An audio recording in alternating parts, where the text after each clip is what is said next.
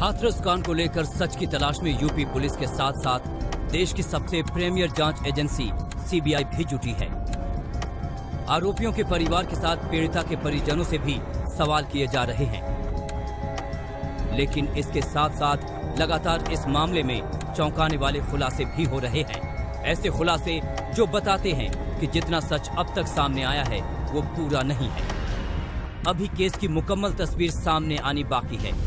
शुरुआती सीबीआई जांच के बजाय जज की निगरानी में जांच की मांग कर रहे पीड़िता के परिवार को लेकर भी कुछ ऐसे तथ्य सामने आ रहे हैं जिससे लगता है कि सभी तथ्य साफ गोई के साथ सामने नहीं रखे गए। हाथरस केस में कैमरे पर चश्मदीद। पहली बार चश्मदीद ने बताया नया सच। बहन मौत से जूझ रही थी, भाई खिसक गया। जी हां, आज तक के कैमरे पर इस केस के एक चश्मदीद ने हैरान कर देने वाला खुलासा किया है।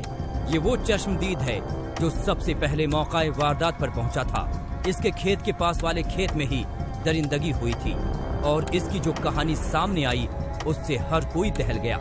पहले चश्मदीद से सुनिए कि जब वो मौके पर पहुंचा तो उसने क्या देखा। मैं अपने खेत में न्याय काट रहा था। 8:30-9 का टाइम था।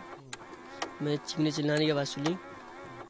जब वहाँ पर मैं पहुँचा, लड़की की जब वहाँ पर मैं पहुँचा तो उसकी माँ, उसका भाई खड़ा हुआ था। चश्मदीद ने एक और बड़ा दावा किया है।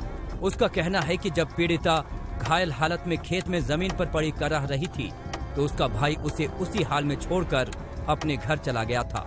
चश्मदीद के कहने पर भी वो वापस खेत पर जाने को तैयार नहीं था।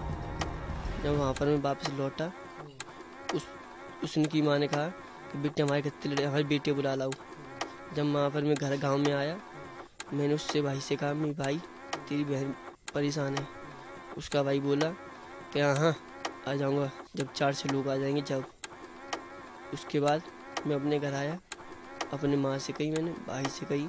जब माँ पहुँचे तो वहाँ 4-6 लोग इकट्ठे हुए थे। उसके बाद उसे उठा के ले गए।